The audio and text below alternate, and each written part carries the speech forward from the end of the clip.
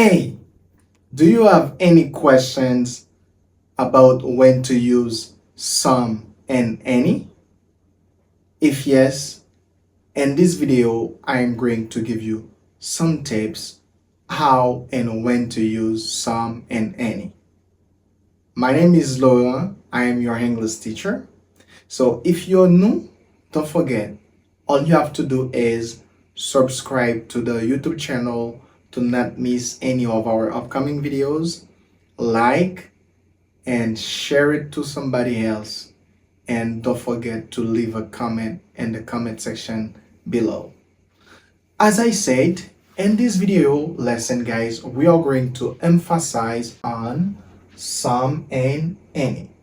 Dans la vidéo aujourd'hui, guys, nous pral apprendre différence qui gagne entre some et puis any. Qui ça some vle di, qui ça any vle di, et qui là nous capable d'utiliser yo. Eh bien, pour capable connaître tout bagay ça yo, n'a demandé pour garder vidéo jusqu'à la fin. Et dans la fin, n'a gagné un quiz et ça va permettre de plus comprendre deux mots ça yo qui c'est some avec any. Some, moi je le répéter. Some. Some veut dire du, de la, des, quelque. Ok? Si je parle de du, de la, des, quelque, me dit some. Mais en créole, nous dit quelque. Ok? Qui est capable d'utiliser some? Nous utilisons some, guys, premièrement,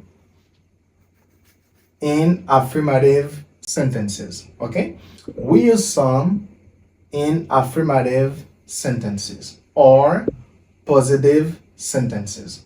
Nous utilisons some, c'est dans des phrases affirmatives, ou du moins dans des phrases positives. Ok? Une phrase affirmative, c'est une phrase qui gagne sujet, verbe, complément. Ok? Par exemple, si je dis moins besoin de l'eau. I need water. I need water, c'est une phrase affirmative. On a regardé l'exemple ça ensemble. I have some apples. I have some apples. I have some apples veut dire moi gagner quelques pommes. OK? J'ai quelques pommes, dit I have some apples. This sentence is an affirmative sentence. Phrase ça sont phrases affirmatives. C'est ça que fait nous utiliser some. Comme ça tout, nous capable utiliser some pour nous capable parler de off, ok? Ou du moins pour nous faire une demande, ok? When it comes to offers or requests, we can use some, ok? Let's take these two examples together. On prend deux exemples ensemble. Would you like some coffee? Would you like some coffee? Ok? Qu'est-ce que phrase ça veut dire? Phrase ça veut dire est-ce que tu as aimé café? Ça c'est un off. Ok? It's an offer, guys. I say, would you like some coffee? Pas oublier que nous utilisons some pour nous parler de off. Ok? Comme ça tout, nous capable utiliser some pour nous parler de demande. Ok? L'offre un mot non demande. When it comes to requesting something, you can use some. Okay? For example, si je dis, est-ce que nous avons un petit de l'eau, s'il vous plaît? Comme je dis ça. Ça, c'est une demande. Moi, moi, dit, can I have some water, please? Moi, je vais le répéter. OK? Can I have some water, please? Est-ce que nous avons un petit de l'eau, s'il vous plaît? Comme ça, nous sommes capables de formuler la question ça en autre façon. Nous avons dit, can I get some water, please? OK? Là, ça, c'est une demande. OK? Nous parlons de some, c'est pour offer et puis request. Now, guys, let's emphasize on any. Kounya, on a parlé de any. Qu'est-ce que any veut dire? Any veut dire du, de la, des, aucun, aucune. OK? Aucun masculin, aucune féminin. OK? Donc, Qui est capable d'utiliser any? Qui diffère de some? Nous utilisons any, c'est dans des phrases négatives. Okay? Let's see it. We say, we use any in negative sentences. Any is used in negative sentences. Nous utilisons any dans des phrases négatives. Par exemple, nous allons prendre un exemple. Si je dis moi gagne quelques pommes, je dis I have some apples. Kounya la, si je dis moi pas gagne pièce pomme, ça veut dire j'ai aucune pomme, je dis I don't have any apples. OK? Là, ça c'est une phrase négative. Some, nous utilisons dans des phrases affirmatives. Nous utilisons tout pour nous parler de request, offer, demande avec offre. Mais pour any nous-mêmes, nous utilisons dans des phrases négatives. For example, I don't have any money. I want you to repeat after me. I don't have any money. One more time. I don't have any money. I don't have any money. Ça veut dire, moi pas gagner pièce l'argent, ouais? I don't have any money. OK? Ou bien je n'ai pas d'argent. Donc, on va dire ça tout, OK? Je n'ai pas d'argent. I don't have any money. J'ai d'argent. I have some money. Or I have money. All right? We use any in open questions. For example, si m'a dit, est-ce que vous gagnez des amis ici là? OK? On dit que moi dans une zone et puis moi rencontrer avec un monde que me connaît. Je suis capable de poser la question, ça me dit, hey, est-ce que vous gagnez des amis ici là? OK? I say, do you have any friends here? Ben, pièce amis ici là? Do you have any friends here? We have this word here. Here veut dire ici. OK? Ici. Here. OK? Par exemple, si je dis moi ici là, I say I'm here. OK?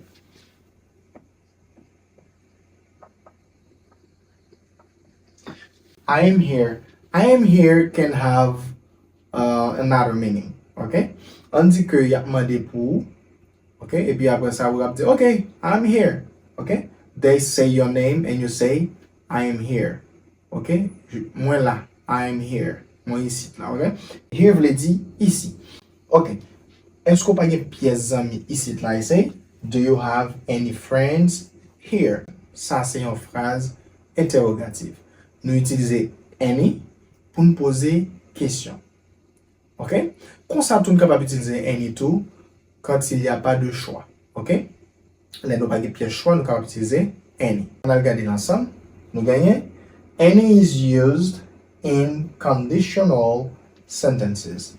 Any is used in conditional sentences.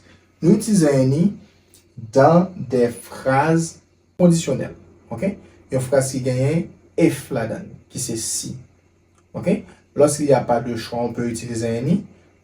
Comme ça tout, dans des phrases conditionnelles, on peut utiliser any. Par exemple, si je dis, si vous avez besoin d'aide, fais-moi connaître. OK? On dit que, parfois, you are doing something, and I say, if you need help, just let me know. Si vous avez besoin d'aide, fais-moi connaître. OK? Comme quand on dit ça, I say, if you need any help, let me know. Okay? Let me know if you need any help. If you need any help, just let me know. Okay? So, this is a conditional sentence. Ça, c'est une phrase conditionnelle. Parce que nous gagnons la présence de si. If you need any help, let me know. Ah, si vous avez besoin de monde, fais-moi connaître. Okay? If you need anybody, let me know. Alright? En matière de rappel, we use some to talk about affirmative sentences. For example, I have some apples. Okay? And we use some again to talk about offers or request. For example, would you like some coffee? Ça c'est un off. Would you like some coffee? Can I have some water? Can I have some water? Puis-je avoir de l'eau? Okay. Can I have some water, please? Puis-je avoir de l'eau, s'il vous plaît? Ou s'il te plaît? Là, ça c'est une demande. Okay. And any can be used for negative sentences. For example, I don't have any money. No pa gen pièce l'argent. And we can use it as well in open questions. For example, if I say, est-ce que pa gen pièce l'argent? Do you have any money? Okay? Do you have any money? Est-ce que pa gen pièce zami? Do you have any friends? Okay? And at the end, we use any in conditional sentences. Dans des phrases conditionnelles. Par exemple, si m'a dit, si pa gen pièce moun la, fèm konnen. Okay? Si pa wè pièce moun, fèm konnen. If you don't see anybody, just let me know. Alright? Okay guys, now I hope you enjoy this video. Let's do some practice together. On a regardé pour nous faire ti pratique ensemble juste pour capable bien comprendre qu'il est qu'on utiliser some avec any. It's practice time. Kounya la, c'est le pour nous pratiquer. On a utilisé some avec any pour compléter exercice ça, okay?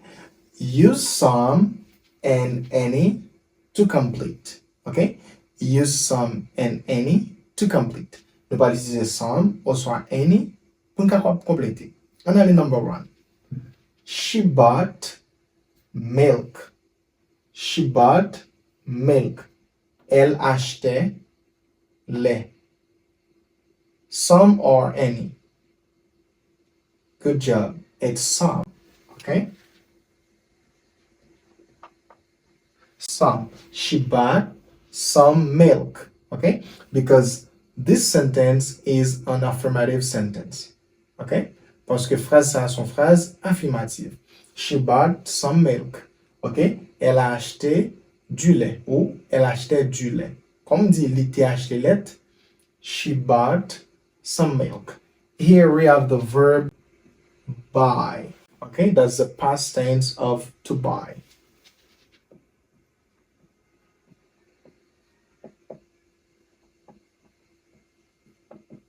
Okay? To buy means acheter. Bought, te acheté.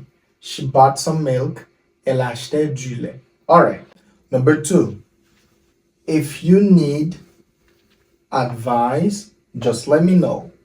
If you need advice, just let me know. Okay? Right now, what we're gonna put? Any or some? Correct. Any. All right? Okay? If you need any advice, just let me know. Si ou besoin conseil, juste fais-moi connaître. Okay? Si ou besoin conseil, fais-moi connaître. If you need any advice, just let me know. Là, nous gagnons une phrase au conditionnel. Nous gagnons if. All right? Good.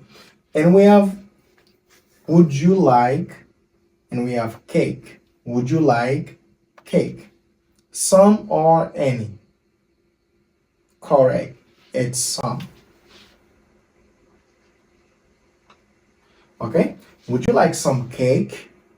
Would you like some cake? Would you like some cake? Voulez-vous du gâteau? Okay? Would you like some cake? Ici, ça c'est une phrase côté que n'a fait un off ou à offrir un bagage. C'est ça que nous te dit dans la partie avant. Nous utilisons some, les que n'a fait un off. Okay? All right. Number 4. I don't have money. I don't have money. Some or any? Correct. It's any. I don't have any money. Moi pas gagner l'argent. OK? Je n'ai pas d'argent. I don't have any money. Ici, on a une phrase négative. On utilise any. OK? All right. And the last is, can I have water, please. One more time. Can I have water, please? Okay? Some or any? It's some, correct. Can I have some water, please? Can I have some water, please? Est-ce que nous avons un petit de l'eau, s'il vous plaît? Some. You know why? It's because you are requesting something. Ou fait une demande. Ça, c'est un request. Okay? Alright, guys. So, I hope you understand everything. Moi, espère que vous comprenez tout bagay. Merci en pile parce que tu as regardé la vidéo jusqu'à la fin. Kounia, ou pas de confusion ça encore, okay? You're not gonna be confused while using some and any. Ou pas de pièce confusion pour utiliser some avec any. Si tu trouves la vidéo ça intéressant, pas oublier like, partager, commenter et si vous pouvez abonner pour pas rater pièce dans la vidéo nous. N'attendons une prochaine vidéo. It was your English teacher, Laura. Bye bye for now.